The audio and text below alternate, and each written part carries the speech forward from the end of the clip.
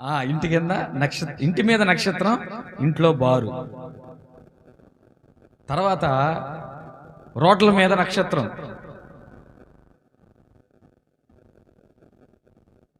అసలు నక్షత్రం అంటేనే యేసు ప్రభు. నక్షత్రం ప్రకటన గ్రంథంలో రాయబడి ఉంటుంది, నక్షత్రాలంట దేవుని ఆత్మలంట. హల్లెలూయా, దేవుని ఆత్మలంట. అదే నక్షత్రాలను కూడా పడద్రోయబడే నక్షత్రాలను కూడా రాయబడింది. దేవుని స్తోత్రం కలుగును గాక. కానీ ఈ నక్షత్రం ఏంటంటే ఉదయించే సూర్యుడు. హల్లెలూయా. ఈ ఉదయించే సూర్యుడు ఎక్కడైతే నక్షత్రం వెలిసిందో ఆ నక్షత్రం దగ్గరనే, ఆ ప్రాంతంలోనే యేసు ప్రభు శిశువుగా ఉండడం జరిగింది. ఆ శిశువును కనుగొన్నటువంటి ఆ రోజులు ఆ జ్ఞానులు ఈ రోజున ఈ జ్ఞానులు ఏం చేస్తారంటే, యేసయ్య మా ఇంటి మీద స్టారు గడితే ఆ స్టారును బట్టి యేసు ప్రభు ఎక్కడ ఉన్నాడంట, వాళ్ళ ఇంట్లో ఉన్నట్టు ఉన్నాడా? నిజంగా స్టారు గడితే ఉన్నాడా? అసలు నిజమైన స్టార్ ఎవరు? యేసయ్య. హల్లెలూయా. ఆయన సూపర్ స్టార్, ఆయన మెగా స్టార్, స్టార్లకే స్టార్ ఆయన. కానీ ఆ స్టార్ తీసుకొచ్చి ఎక్కడ కడుతున్నారు? ఇళ్ల మీద, రోడ్ల మీద. రోడ్ల మీద దేవుడు ఉండేది,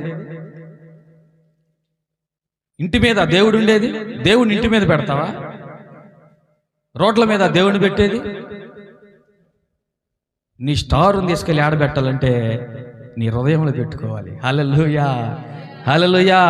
స్టార్ ఉండవలసింది ఇంటి మీద కాదు, స్టార్ ఉండవలసింది రోడ్ల మీద కాదు. ఆ స్టార్ని తీసుకెళ్ళి యేసు ప్రభు అనే స్టార్ ఆయన వెలిశాడు.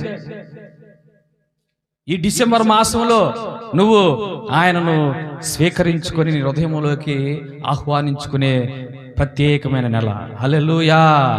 ఈ నెలని ఈ ప్రత్యేకంగా వినియోగించుకోవాల్సిన ఈ నెలనే వీళ్ళు ఏం చేస్తున్నారంటే దుర్వినియోగం చేస్తూ ఉన్నారు. దేవుని నామానికి ఎంత అవమానం కలుగుతుందో తెలుసా? ఈరోజు కూడా నువ్వు ఒక నక్షత్రం, నేను ఒక నక్షత్రం, మనమందరం ఒక నక్షత్రాలము. ఎప్పుడైతే యేసు ప్రభు అనే నక్షత్రం, ఆ ఉదయించే సూర్యుడు మన హృదయంలోకి ఆహ్వానించుకుంటామో అప్పుడే నువ్వు ఒక నక్షత్రంగా వెలగాలి. హల్లెలూయా.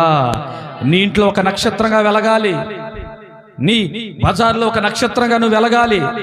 నువ్వు నక్షత్రంగా వెలిగితే నిన్ను బట్టి ఎంతో మంది నక్షత్రాలుగా వెలిగించబడతారు. హల్లెలూయా. నువ్వు నక్షత్రంగా వెలిగించబడితే నువ్వు ఎప్పుడు వెలుగుతా ఉంటే నీ చుట్టుపక్కల